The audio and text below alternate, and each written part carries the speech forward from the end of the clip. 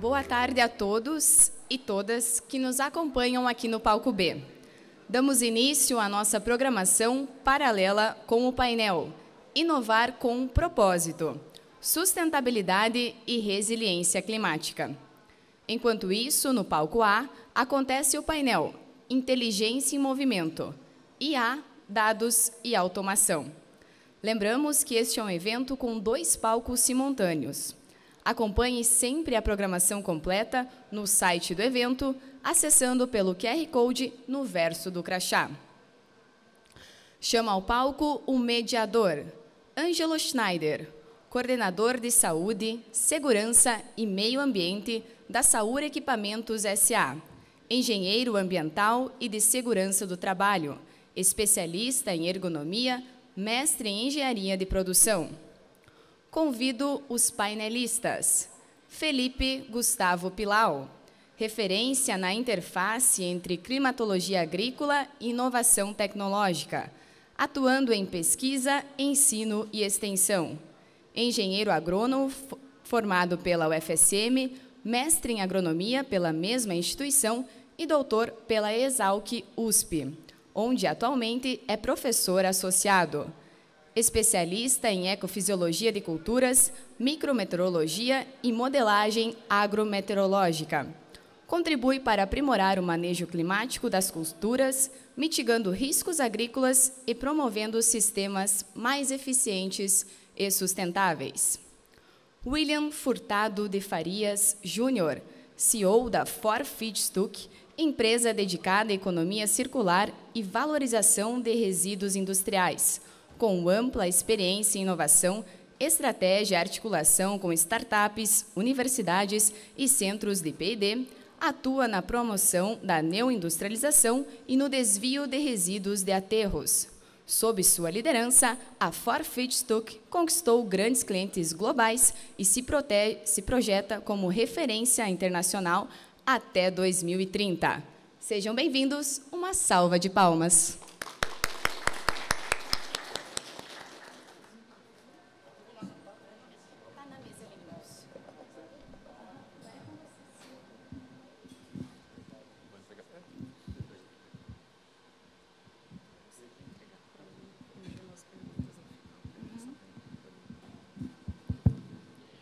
Pessoal, boa tarde a todos. Então, um prazer estar conversando com o William, com o Felipe, para a gente possa estar conversando aí sobre um tema tão importante e até para trazer para Panambi aí algumas oportunidades que a gente possa estar aí discutindo e conversando em relação a essa temática que traz como pauta desse nosso tema, né, que é inovar com propósito, sustentabilidade e resiliência climática. Então, gostaria já desde já, então, aí compartilhando com vocês, dentro das experiências que vocês têm em relação a esse contexto, pensando não só no segmento, na questão das empresas, buscar estar maximizando somente o lucro, mas também compartilhando, de certa forma, oportunidade para transformar riscos em oportunidades, vamos dizer assim. Como vocês veem essa caminhada em relação a essa disseminação dessas práticas, tanto no contexto, vamos dizer assim, corporativo, mas também no contexto público? Qual seria a percepção de vocês em relação a essa temática aí tão importante aí em relação ao tema para a gente começar a nossa conversa aí em relação a essa questão? Bom, primeiro, pessoal, uma boa tarde a todos.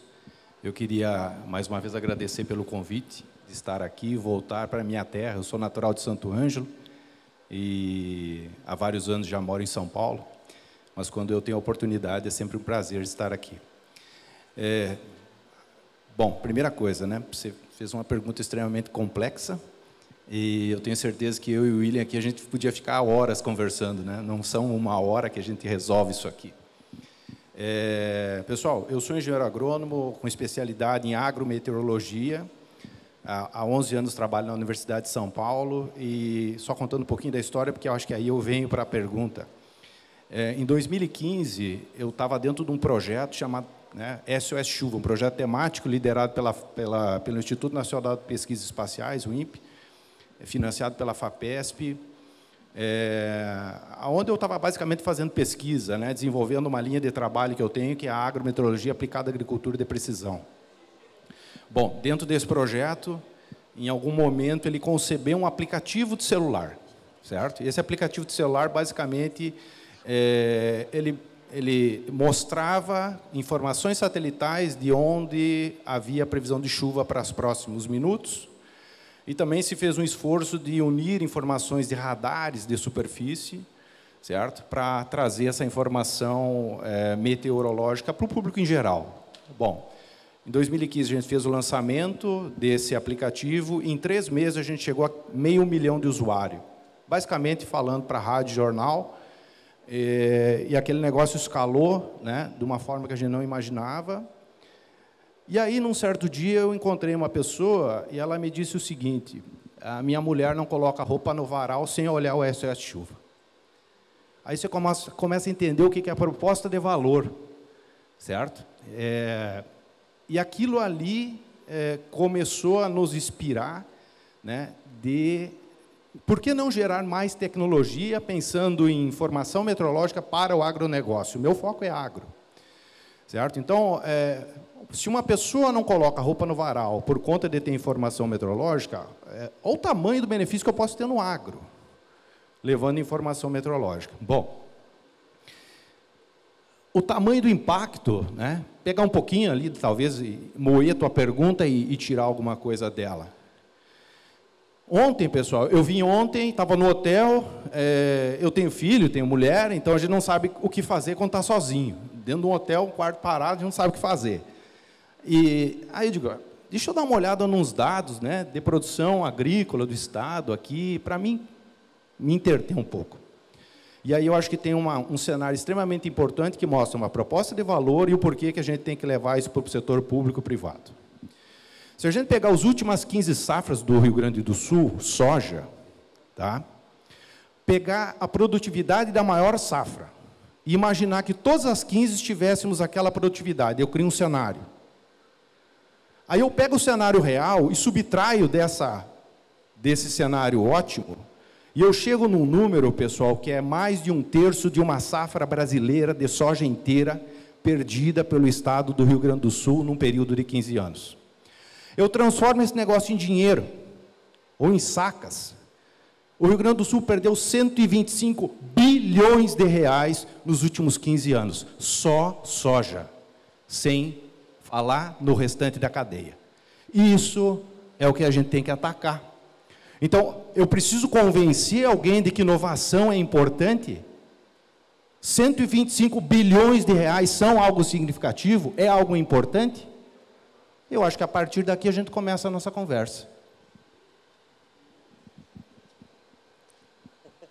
Vamos lá, né? O que falar depois dessa explanação, né? Mas, obrigado, Felipe. Eu acho que, olhando esse cenário, né, trazendo pelo ponto de vista financeiro, a gente vem trabalhando muito fortemente com as indústrias, entendendo também os impactos reais em relação à gestão de resíduos industriais e agora muito fortemente também nos impactos financeiros de resíduos urbanos. Então, meu nome é William, prazer, muito bom participar aqui com vocês do Fórum de Inovação. Basicamente, a gente quer trazer isso a nível Brasil, a gente vem trabalhando muito forte em pesquisa, desenvolvimento e inovação para a área de valorização de resíduos industriais. Então, entenda-se que valorização de resíduos industriais são resíduos que hoje não têm valor agregado para as indústrias e que a gente consegue identificar o potencial desses resíduos e trazer solução prática, solução real, falando sempre no viés econômico, né? Então, quando a gente fala da indústria brasileira, então, mais precisamente também a indústria daqui do Rio Grande do Sul, Santa Catarina, que a gente está localizado, a gente tem um gargalo muito grande em relação à geração de resíduos e o que é feito em relação a isso, né? Olhando o cenário nacional, a gente tem mais de 2 bilhões de toneladas de resíduos industriais gerados todo ano. Se a gente for ter um olhar muito conservador, porque esses dados não são consolidados em termos financeiros, né? A gente vai trabalhar entre 10% a 15% do que é reaproveitado do resíduo industrial. Então, isso representa alguns bilhões de reais desperdiçados todo ano, né, a nível Brasil, e um potencial econômico absurdo, né? Então, diante desse cenário, a gente já faz alguns anos que eu venho estudando o mercado na área de economia circular, valorização de resíduos, entendendo os gargalos, entendendo de fato quais são os principais atores aí que estão envolvidos nesse processo, desde indústrias, empresas de gestão de resíduos, startups, academia, que são atores muito importantes para fazer acontecer, mas muitas vezes tem um problema muito sério na comunicação entre essas partes e também na questão dos interesses individuais, né? Então, a gente vem trabalhando fortemente em conectar a academia com a indústria, desenvolvendo tecnologias que, de fato, podem ser aplicadas em escala industrial e acelerando esse processo de economia circular no Brasil. É meio prepotente falar isso, mas a gente vem trabalhando muito forte com aquilo que já existe e liderando esse conceito de economia circular, influenciando grandes players do mercado. E, de fato, a gente conseguiu trazer para mais de 30 grandes indústrias aí do segmento, né, de vários segmentos, soluções que possam ser aplicadas.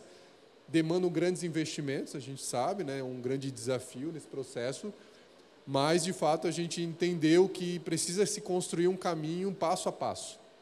Né? Muito se fala em tecnologias já de valorização, de reaproveitamento de resíduos, e processos que a indústria consegue aplicar, mas muitas vezes ela não consegue ver o retorno financeiro sobre isso, né? Então, a gente vem trabalhando muito nessa linha de, primeiramente, identificar o potencial do resíduo industrial, mostrar para a indústria que é possível reaproveitar aquele material, conectar com o mercado consumidor e trazer os números para, assim, dessa forma, ter segurança jurídica e financeira para investimentos. Então, eu queria deixar já essa primeira pergunta, que realmente, Felipe, é complexa, que a gente vem trabalhando para diminuir esses riscos e, de fato, trazer solução viável para o mercado. Perfeito. Uma das coisas que, escutando vocês falarem, eu acho que pode ser uma das próximas perguntas, que eu acho que tem tudo a ver com o que a gente conversou, tanto do contexto da própria resiliência climática, mas também sobre economia circular. Como vocês veem esse amadurecimento em relação a essa questão de um modelo em que hoje a gente tem uma economia praticamente de uma visão mais linear, né, que tenha os próprios recursos à disposição para essa economia mais circular e regenerativa? Eu acho que esse é um passo que a gente tem, assim, todo um processo de amadurecimento. Como vocês têm percebido isso em relação tanto da academia como do contexto da startup em si, ou de um sistema que pode potencializar isso? Como é que vocês têm percebido essa evolução em relação a essa temática? E se vocês pudessem tentar assim trazer para nós assim como sendo um dos grandes gargalos para que isso, de certa forma, possa evoluir de uma maneira mais rápida. Às vezes um contexto cultural ou até mesmo geopolítico, político. Como é que vocês veem esse contexto em si? Posso começar? Eu vejo assim, em termos de gargalos e desafios que a gente tem para fazer essa evolução da economia linear para circular, algo muito inerente ao desafio do dia a dia da indústria, né? Quando a gente fala que a indústria ela tem um produto final, ela tem um mercado para atender e ela está num nível de entender a eficiência operacional e o mercado e ter uma estratégia de resiliência e competitividade. Então, ela está voltada muito para o produto dela, né?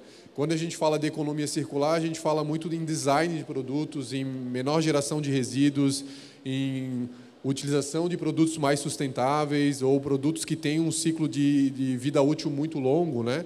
Ou que possa ser estendido. Então, a gente entende que na parte estrutural de processos da indústria é altamente complexo. Por isso que essa pauta de evoluir para a economia circular, de linear para circular, acaba que demorando demais essa adoção, porque existem produtos já no mercado, demandas latentes e a indústria precisa pagar as contas, precisa manter a sua competitividade. Mas, ao mesmo tempo, quando a gente vem enxergando no mercado possibilidades dela manter essa competitividade e a produção que, de fato, ela tem no dia a dia, que, de fato, mantém ela competitiva no mercado, para procurar outras soluções que possam trazer mais competitividade e custo operacional reduzido, né? Quando a gente fala do custo operacional, a gente está falando muito também da geração de resíduos. Por quê? Porque o resíduo ele está no custo atribuído ao custo operacional, mas não é feito muitas vezes essa conta, né? A gente tem conversado com diversas indústrias, grandes indústrias, e muito se fala em custo de destinação do resíduo, mas não se fala em custo atribuído ao custo operacional do desperdício da matéria-prima. Então, o resíduo industrial, ele é um desperdício da matéria-prima. Antes de ele virar resíduo, ele é uma matéria-prima. Então, como é que a gente pode recuperar isso, né? Então, a gente vem entendendo que o desafio precisamos dar alguns passos para trás, entender as características do resíduo da indústria, muito mais do como a NBR 10.004, que é a norma, né, que classifica o resíduo para destinar, e sim ele entender como matéria-prima. Como que a gente pode entender o resíduo como matéria-prima e, de fato, ou reaproveitar na mesma indústria geradora ou conectar no mercado consumidor. Então, acho que esse é o primeiro ponto para a gente poder evoluir na temática da economia circular. E o próximo ponto uma vez que eu tenho tecnologias e soluções que possam ser aplicadas, a indústria vai assumir isso como a parte da operação dela ou não, ou vai ter que ter parceiros, sejam empresas de gestão de resíduos, sejam startups como a nossa, que vai conectar tecnologias que possam ser aplicadas e criar verdadeiramente uma estratégia de simbiose industrial, né? Que a gente muito se fala na economia circular sobre a simbiose industrial, mas a gente sabe que tem questões técnicas para poder fazer funcionar, questões de mercado e questões financeiras envolvidas que tem que financiar essas tecnologias para, de fato, acontecer. Então, eu gosto de trazer essa questão que é muito mais complexo, mas é possível quando conecta os interesses e as atribuições necessárias de cada ator da cadeia.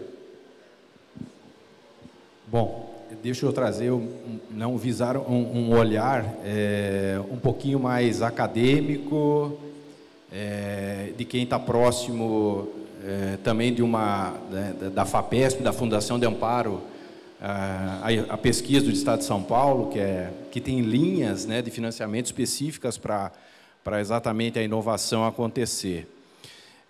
Primeira coisa quando que a gente podia imaginar que a maior empresa de transporte urbano do mundo não tivesse um carro em suas propriedades? A Uber. Ninguém podia imaginar um caso desse, certo? Então, quando a gente está pensando em sair de um sistema tradicional, né, de uma economia linear para algo circular, pessoal, e aí talvez seja algo que eu possa deixar, né, como algo a se pensar pelo Instituto, agregar por vocês na região. Primeira coisa, eu estava num evento da FAPESP e o diretor científico da FAPESP explicando, né, sobre um novo olhar que a FAPESP tem, exatamente na hora de fazer a seleção de projetos voltados à pesquisa também, não só à inovação, mas à pesquisa. E aí o que eles começaram a perceber é que aqueles projetos que pareciam estranhos, certo? Tinham mais valor do que você pensava. Projetos muito tradicionais não geram nada de novo, não geram nada disruptivo. Você vai continuar na economia linear. E aí eles começaram a mudar a análise de projeto. Nós precisamos de projetos estranhos. Vamos dar um olhar diferente para projetos que, num primeiro momento, pareçam não ter pé nem cabeça, mas ali talvez esteja a grande solução, a grande sacada. Certo? Esse acho que é o primeiro ponto, pessoal, a ser observado, né? Não é o tradicional. Muitas vezes é o estranho que vai trazer a novidade. É o caso, possivelmente, do William, que tem uma startup. É o novo, é algo que eu não conheço, é o Uber, mas que vai fazer parte da minha vida logo, logo. Tá? Então, esse é um primeiro ponto. Só que, para você ter isso acontecendo, há necessidade de recurso. Financiamento, certo? E aí é um ponto extremamente importante. Você me corrija se eu vou fugir da tua pergunta, porque eu fiquei prestando atenção na resposta do William e esqueci tua pergunta, na verdade. Então, estou enrolando agora, certo? Mas algo que vocês têm que pensar para que, de fato, esse ambiente de inovação que vocês criaram, que para mim já é fantástico, certo? Quando eu enxerguei ali a abertura, né? Porque eu tinha uma visão, basicamente, da internet, o que é o agregar. E aí, quando você vê pessoas falando, porque eu acho que ali as coisas estão acontecendo, as coisas acontecem com pessoas. Não é o instituto que vai fazer as coisas, são as pessoas do instituto. É a mesma coisa que a universidade, não é a universidade. São pessoas dentro da universidade. Eu já tomei pau dentro da universidade. Você vai falar em inovação dentro da USP, quase te crucificam. Em alguns setores, e outros não. Certo? Mas se vocês não tiverem linhas de fomento, as coisas também não vão acontecer.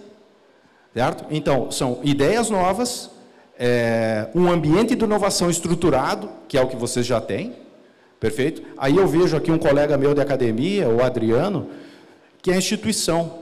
Então, quando eu olho para Piracicaba, pessoal, em Piracicaba a gente tem um ambiente de inovação, nós estamos fazendo 10 anos lá, que é o Agtech Valley, né? Ou o Vale do Piracicaba. Já bastante pujante, bastante consolidado, com grandes players, privados, públicos, mas o que a gente enxerga é que é um movimento orgânico, mas é um movimento orgânico que não consegue acontecer se você não tiver uma instituição de ensino ou instituições de ensino, certo?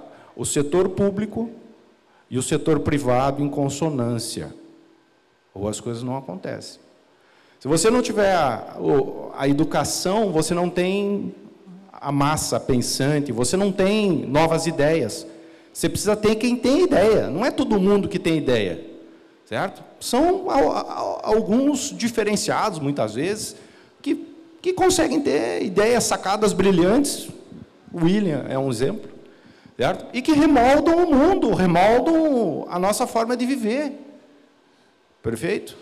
Então, você tem que ter instituição, dali vão sair as ideias. Essas ideias elas têm que serem acolhidas. Se elas não forem acolhidas, tratadas e nutridas, o negócio não vai para frente. Então, a organização, eu acho que a fala do diretor do Agregar foi muito boa, né? E ali eu acho que ele faz um chamamento, não sei se vocês perceberam, mas ele fez um chamamento para todas as grandes empresas.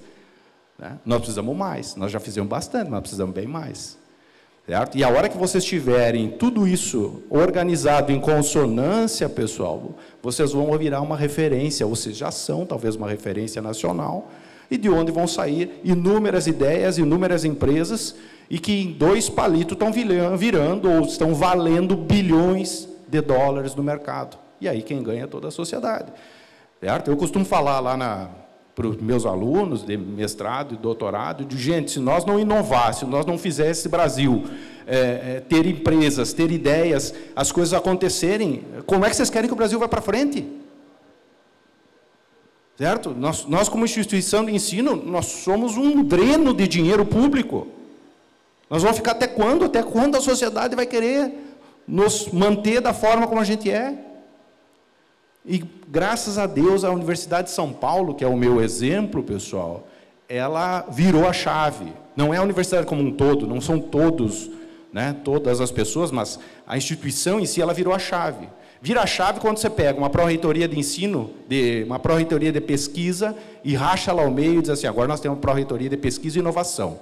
E a inovação faz parte do negócio. Aí as coisas começam a andar dentro da universidade.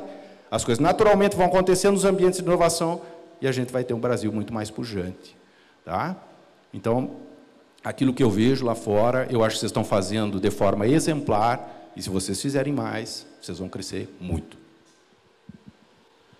Eu acho que um pouco do que a gente tem aí como própria proposta do Agregar, né, vendo toda essa construção, que todas as empresas de Panambi, enfim, a nossa região, ela acaba tendo as mesmas dores e as mesmas particularidades em algumas questões, inclusive pelo próprio contexto de uma necessidade de buscar um olhar, vamos dizer assim, mais inovador em alguns conceitos, e com isso para as empresas esse tipo de evento, esse tipo de conversa é bastante importante, porque ele não se faz esses hubs de inovação sem ter toda essa simbiose, que nem o próprio colega falaste, que é, né, exatamente, William, dessa questão de onde existe a necessidade, muitas vezes por parte das empresas, o interesse de alguém fazer um contexto, vamos dizer, um pouco mais, até eu diria, disruptivo em alguns contextos, né, mas para tornar isso viável também, daqui a pouco, com a própria base da instituição de pesquisa em si, né. Então, isso eu acho que vem muito ao encontro do que a gente tem buscado, acho que como empresas, eu acho que com o próprio Instituto agregar, né? Eu acho que esse é um movimento importante, eu acho que nesse sentido.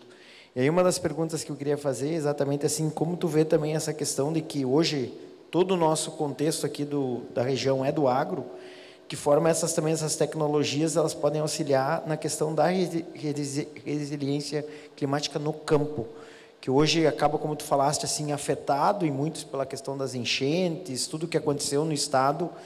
De que forma até possa ser salientado e estruturado isso como estratégia de monitoramento, medição, controle nesse viés, porque às vezes eu acho que a gente acaba sendo muito reativo e às vezes essa conta, como a gente sempre acha que não vai chegar, já chegou e existe ainda todo um contexto de que, até mesmo cético nesse contexto, né, de que, não, isso aí sempre foi assim.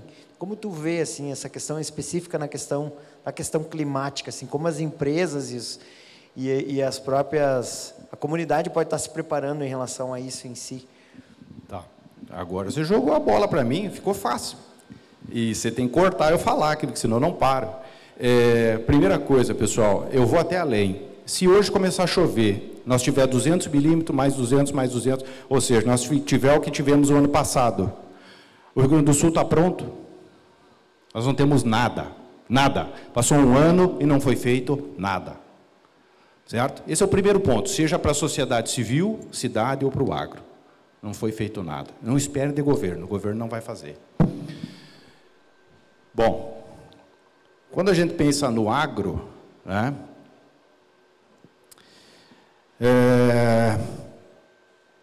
eu volto um pouquinho lá à minha fala do início, né?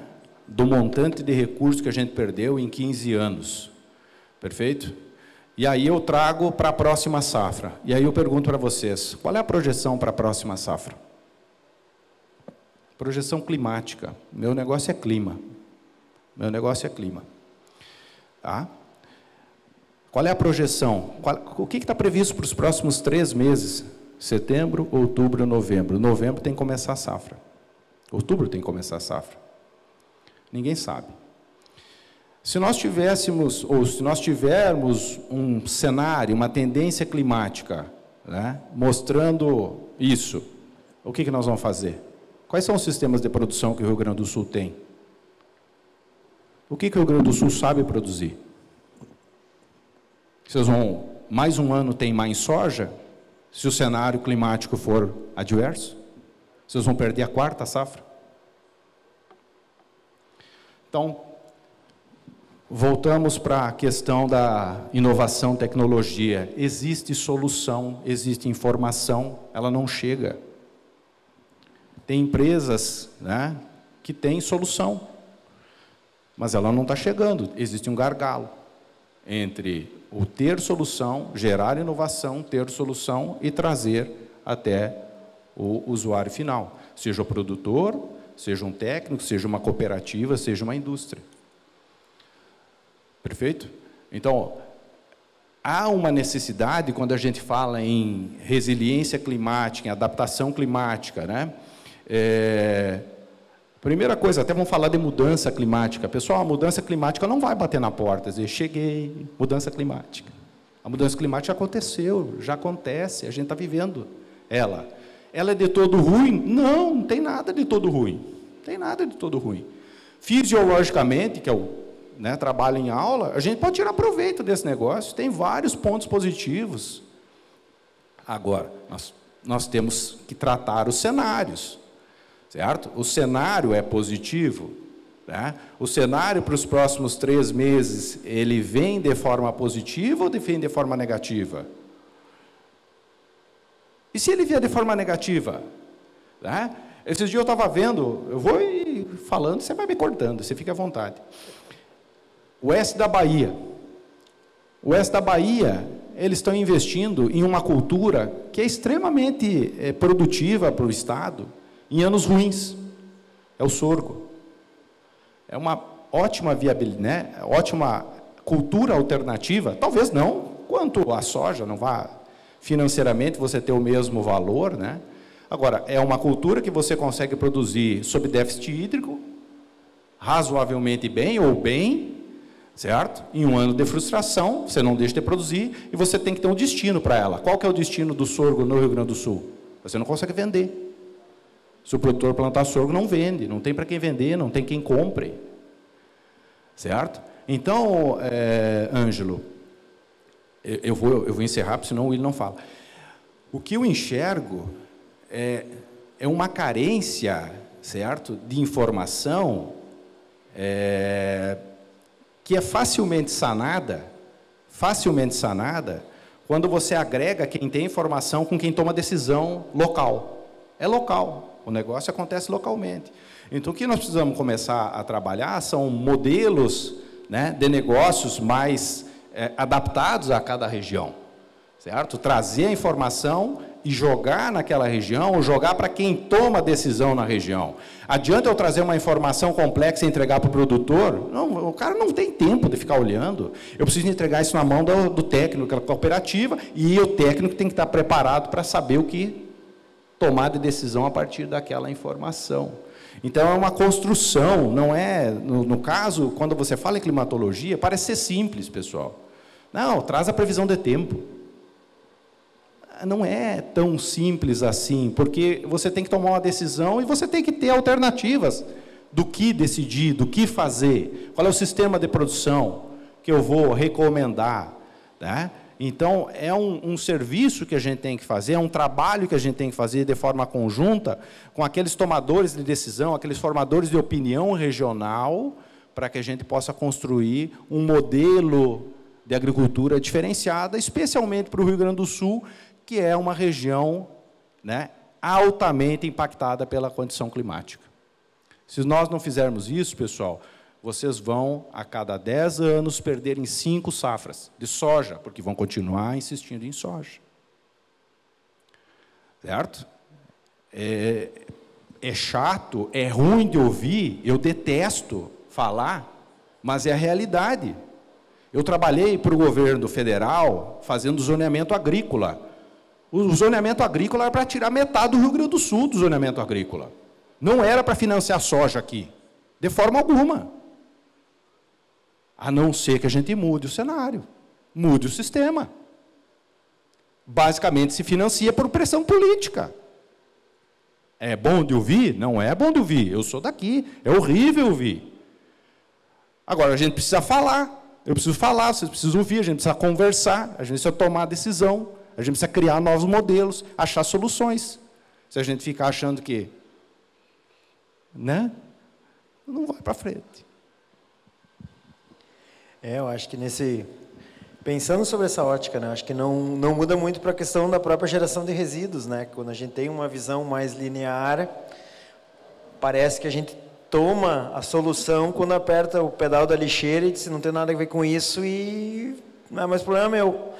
Então, acho que esse conceito de avaliar com uma clareza e um certo nível de, exatamente, eu acho que de busca por um modelo de inovação diferente ao atual, eu acho que se faz necessário tanto no contexto do agro, pelo próprio contexto em que se tem hoje, mas também eu acho que na questão dos resíduos, né?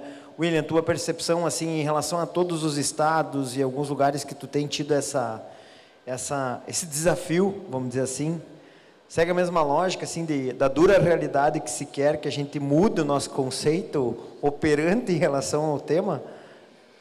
Sim, Ângelo, assim, fala perfeita, né, sobre a questão do agro, desafios e políticas públicas e financiamentos em si, né? Na parte de resíduos e a própria contexto, né, de utilizar resíduos como recurso, né?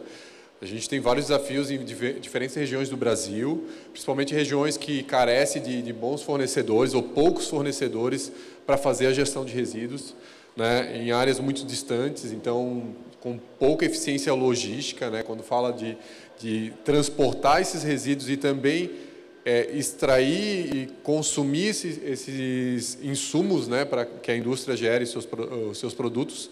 A gente entende assim regiões mais nordeste, mais lá para a região norte, com mais dificuldade nesse sentido, região sudeste, sul, aqui a gente tem bastante, né, polos industriais bem localizados, bem estrategicamente, assim, a gente poderia ter mais eficiência, mas a gente entende que, aí volto a dizer sobre aquelas questões dos interesses individuais e o mais do mesmo, né? Quando a gente fala dos próprios áreas como aterros industriais, aterros sanitários, que é o local que legalmente você pode direcionar os resíduos, é uma solução que já existe, já está consolidada, mas não é a melhor solução. Aí a gente parte para a questão do coprocessamento, né? A utilização dos resíduos para queima em fornos de cimenteira. Também uma outra alternativa, trouxeram muito fortemente como uma alternativa sustentável, mas não é só isso. Existem outras alternativas que a gente pode utilizar o resíduo, né?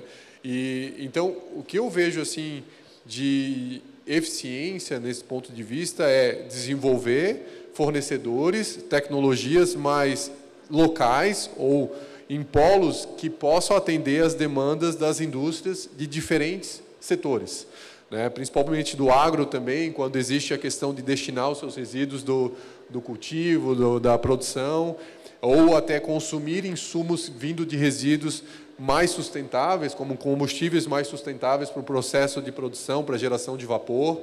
Então, eu entendo que está muito conectado com essas estratégias, de a gente conseguir identificar gargalos de diferentes regiões. Isso são necessidades distintas. A gente vem trabalhando, entendendo que tem necessidades muito específicas de transformar aquilo que é um aterro industrial, um aterro sanitário, em um ecoparque, ou, vamos dizer assim, áreas de tecnologia pura para ter maior eficiência e retorno de insumos para o mercado, né? Então, eu vejo que nessa linha, assim, na questão climática também, quando se fala de eficiência logística, né, a gente vai ter uma forma de diminuir as emissões de carbono, ou até mesmo ter um atributo maior da questão de redução do carbono no uso do insumo, né? Então, e a extração de recursos naturais, como a gente vê, que a gente entende como infinito, né, os recursos naturais, mas a gente entende que tem muita dificuldade na obtenção de alguns insumos e uma fragilidade da cadeia de suprimento das indústrias, principalmente do agro e outras indústrias que consomem muito. Dá um exemplo, né? Para o cavaco de madeira, lenha, combustíveis que estão amplamente disponíveis, mas muitas vezes tem uma escassez e tem que ser transportado em longas distâncias para suprir a demanda da indústria, né? A gente vê com bons olhos, porque são oportunidades, que nem o Felipe comentou, que o clima, né, todas essas mudanças climáticas também gera oportunidades na área de resíduos, mas a gente tem que ter esse olhar um pouco mais apurado sobre financiar tecnologias para, de fato, ter mais resiliência, né, tanto climática quanto econômica das indústrias, né? Deixa eu só fazer um complemento, acho que eu estava lembrando agora, em relação a essa parte da informação, né, meteorológica sendo levada para o agro, e aí eu lembrei de uma cena, que não é o cavalo em cima do telhado, né, mas é uma outra cena que, para mim, ficou marcante, que é uma colhedora de grãos boiando na enchente na região central do Rio Grande do Sul. Gente, é inconcebível um negócio desses. A lavoura você ia perder, mas a máquina não dá para perder. É falta de informação, aí que eu digo, a informação não chega, mas não é a previsão do tempo, é algo traduzido, é a informação, não a previsão. A informação para esse cara, para esse produtor, remover a máquina da sua lavoura, porque a enchente vai vir e ele vai perder a máquina. A lavoura não tinha como perder, não tinha como salvar, mas a máquina não dá para aceitar. Então, quando eu olho esse tipo de coisa, não dá para... É inconcebível. E nós continuamos como Estado. Eu sou gaúcho, eu estou aqui, sou daqui. Não é porque eu estou em São Paulo que eu deixei de ser daqui. É inconcebível que o Estado continue um ano depois da tragédia do mesmo jeito. Certo? O ano passado, nós tínhamos no sistema, marcando para novembro, o sistema de tendência climática, 180% a mais de chuva para a região central do estado. Eu tinha na minha mão. E a gente ficou assistindo de camarote. Quiçá fosse 180% a mais de chuva, foi 400% a mais. Certo? Então, é essa organização. A gente precisa de vocês para chegar até onde a informação faz sentido. Ou ela fica dentro do meu computador e eu fico assistindo de camarote e o desastre acontecer. Eu estava pensando, escutando vocês falar, eu acho que uma das questões aí que eu acho que é bem pertinente é toda essa questão, assim, se a gente fosse olhar para um futuro logo próximo dos 10 anos, de que forma a gente poderia ter uma inovação que possa ter um impacto para mitigar esses problemas, né? Então, acho que começa também por todo esse contexto de uma informação de qualidade, a disseminação de estruturas que possam realmente fazer sentido com a realidade, seja lá local, regional, sem ideologia, sem preciosismo, até mesmo o que hoje tem-se como, às vezes, até um gargalo para alavancar isso. Então, entendo que sim, a gente tem muitos desafios, mas como a gente já chegando no final, assim, qual seria, vamos dizer assim, dentro de uma mensagem final assim, para o pessoal? Como vocês veem essa perspectiva em relação tanto à questão da questão climática e como também essa questão da própria busca pela, vamos dizer assim, disseminação de um modelo mais circular? Quais seriam assim algumas considerações finais que vocês, como tanto do ponto de vista da academia e também como startup, podem buscar passar como uma mensagem assim em relação a todo esse contexto que a gente vive, né? E que eu entendo que eu acho que é um papel extremamente importante buscar com que as inovações tenham um impacto positivo. Todos vivemos no mesmo planeta, então temos um objetivo em comum, né? Se vocês pudessem fazer aí uma fala final em relação a esse contexto aí. Eu vou fazer uma fala bem rápida, tentar ser rápido, né, William, porque é duro. E daí deixo você falar. Eu acho o seguinte, a gente precisa juntar a fome com a vontade de comer. Certo? A vontade de comer, o Instituto Agregar. Está formado. Perfeito? A vontade de comer está aqui. Vocês formaram, parabéns para Panambi. Algo extremamente diferente na região. Certo? Eu tenho um sentimento muito negativo do meu município, infelizmente. O meu município vai de mal a pior. Se tem alguém aqui de Santo Ângelo, pode levar minha mensagem para lá. É o que eu enxergo. E quando eu vejo Panambi, é completamente diferente, gente. O pouco que eu estou ouvindo aqui, o pouco que eu vi, o pouco que eu estudei, um pouco, porque eu gosto também de me aprofundar um pouquinho, para entender o local para onde eu estou indo, né? Como é que está a coisa. Vocês são algo que brilha num ambiente bastante escuro, certo? Numa região bastante escura, Panambi é algo que brilha. E vocês criaram a vontade de comer. E o que eu vou dizer para vocês, tem um monte de comida por aí. Tem um monte de comida por aí. Basta agora vocês elegerem os desafios, certo? Vocês, como instituto, como comunidade, elegerem as necessidades, os problemas, certo? E é basicamente lançar isso como se fosse uma isca num rio. Vocês vão pegar peixões de vários tamanhos, de várias espécies, com capacidades enormes, lindas, de resolverem problemas, pessoal. Eu vivo num ambiente de inovação. Eu faço parte, eu já fui presidente da nossa incubadora, eu faço parte do ambiente de inovação, perambulo por todos os ambientes de inovação que existem, São José dos Campos, Londrina, Cuiabá, aonde tem eu vou, eu gosto, isso é algo que me nutre muito, me ajuda, inclusive, a tomar decisões na hora de ter uma orientação de pós-graduação, de dar uma aula para graduação, de dar uma aula pós-graduação. E o que eu vejo nesses ambientes de inovação é que há empreendedores sedentes para resolver problemas. Mas muitas vezes eles não sabem onde os problemas estão. Certo? Então, o que vocês talvez tenham exatamente que trabalhar é uma vitrine de problemas. Uma vitrine de problemas, uma vitrine que pode, inclusive, extrapolar as fronteiras, Brasil afora.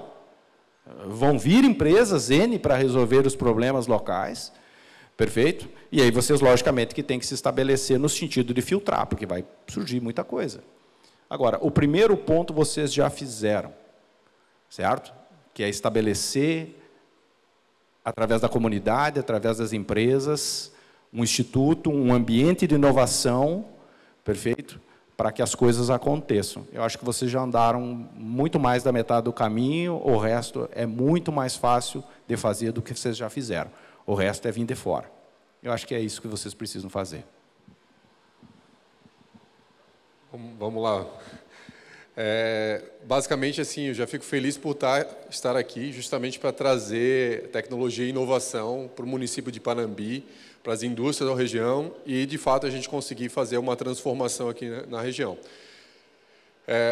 Eu estou localizado dentro de uma incubadora, que se chama Incubadora Celta, que é da Fundação CERT, e lá é muito falado a nível Brasil que Florianópolis, Santa Catarina é o polo de inovação, a capital nacional das startups e tudo mais. Só que, para nós, estar no ambiente lá é extremamente estratégico, mas não funciona só estar lá. Então, a gente vindo aqui presencial, vendo, conversando com as pessoas, né, entendendo as nuances, os desafios do município aqui de Panambi e do Rio Grande do Sul como um todo, a gente entende que a gente tem que trazer essa tecnologia para funcionar na ponta para quem precisa, de fato, né?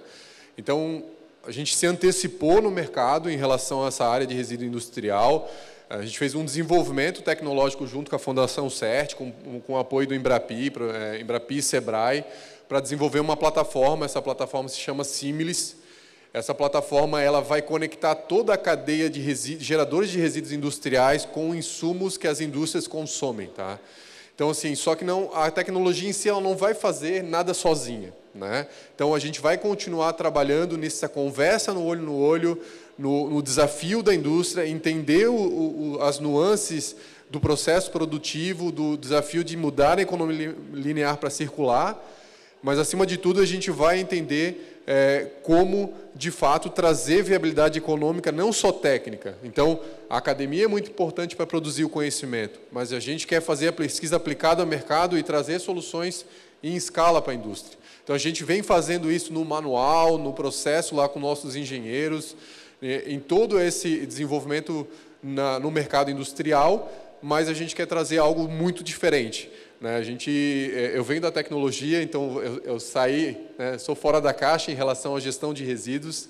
Eu acho que por isso, junto com o engenheiro, né, que é o meu sócio de materiais, a gente uniu essas competências entre a engenharia, a academia, a pesquisa, com uma visão voltada ao mercado e usar a tecnologia a nosso favor. Né? Então, a gente está fazendo esse processo, é um processo que a gente está fazendo investimento na frente, mas a gente está tendo muitas respostas e interesses de grandes players do mercado para acelerar esse processo da tecnologia ser embarcada dentro da Feedstock, mas, acima de tudo, isso gerar impacto positivo no mercado. Então, o que eu queria trazer de mensagem final aqui, Ângelo, Felipe, meu colega de painel, e para vocês, é possível a gente fazer o resíduo virar recurso, a gente está à disposição de fazer isso. Apesar da equipe pequena que a gente tem na Feedstock, a gente é extremamente competente para fazer isso, mas a gente não vai fazer isso sozinho. A gente precisa de vocês, a gente precisa passar essa mensagem daquilo que a gente está construindo para conectar com outras startups, conectar com a academia e acelerar esse processo de economia circular e trazer resultado positivo para a sociedade e para a indústria como um todo. Obrigado mais uma vez aí pela participação no painel e estamos aqui à disposição. Então tá, eu da minha parte, então, novamente gostaria de agradecer a participação do Felipe, conterrâneo de Santo Ângelo, William, porque a gente entende, e eu tenho também essa mesma percepção de que quando a gente tem o tema de inovar com propósito é uma coisa muito desafiadora, e eu acho que gerar impacto positivo, seja para a comunidade local ou para outro nível de abrangência, requer toda essa simbiose, né? Da academia, com o contexto das atitudes sendo feitas também de cada um, junto aos órgãos públicos. Não é fácil, é desafiador, mas eu acho que como pessoa de Panambi também a gente agradece então a presença de vocês, né, como o Instituto Agregar, por estar podendo contribuir. Eu acho que essa percepção, né, esse olhar, digamos, em relação tanto ao contexto da questão climática, como também da questão de circularidade de resíduos, como sendo aí uma oportunidade, não como um problema que todos nós possamos aí estar buscando via esse ecossistema aí de inovação, estar buscando estruturar, fortalecer, implementar de alguma forma para que a gente possa aí estar buscando exatamente melhorar algumas características, alguns contextos aí do nosso mundo atual aí, tá bom, gente? Prazer e agradecer então a presença de vocês aí. Obrigado. Obrigado. Muito obrigada, Ângela, William e Felipe. Temos a entrega de um mimo para agradecer a participação de vocês. E para reforçar também, nos próximos tem o QR Code com perguntas. Então, quem quiser escanear ali, pode estar aproveitando para perguntar. E caso alguém não fez e ainda queira, fica à disposição. Querem tirar uma fotinha?